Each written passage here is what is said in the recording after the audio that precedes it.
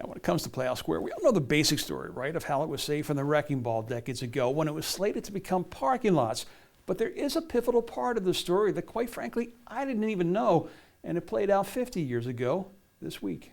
Playhouse Square is one of Cleveland's crown jewels. That it was almost torn down for parking lots a half-century ago is almost unimaginable. But as Joe Gary remembers the place in 1973, it was pretty much coming down on its own. If you were in the theater of the State Theater, you thought it was snowing because all of the a plaster was coming down from the ceiling and it was dripping and the stage had collapsed and there were no seats and there'd been fires everywhere in the building. I mean, it couldn't have been more of a disaster. At the time, he was directing a play at Cleveland State called Jacques Brel is Alive and Well and living in Paris. On his closing night, he was approached by Ray Shepherdson, the man behind the effort to save Playhouse Square, who asked him if he'd consider extending the play's run, not in the State Theater clearly, but in its lobby. It was one of the few spaces in Playhouse Square that was savable and inhabitable at the time. There was debris, desolation everywhere. It looked like bombs had dropped. Needless to say, it wasn't an easy sell. When I brought the cast here, they thought I'd lost my mind because this is a cavernous space. It's a very intimate little show. They signed on, though, and with 3 weeks until the wrecking balls were expected to begin demolition, they opened in this lobby on April 18, 1973. Word quickly spread, and their 3-week run became 6, then 12. We opened, and lo and behold, magic happened, and the phoenix started to rise. Yes, their 3-week run ended up lasting 2.5 years, still the longest-running play in Ohio history. It sent a message that theatergoers were willing to come into Cleveland for shows, and the corporate community soon took note. As the theaters were restored, he told me as we sat in this cavernous lobby that is to him a shrine,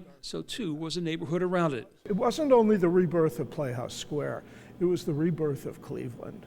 And what a phenomenal sight those theaters are. On Tuesday, a plaque was dedicated in the State Theater lobby, forever commemorating the play that changed Cleveland. With Democracy 2023, I'm John Kosick. Enjoy your Sunday.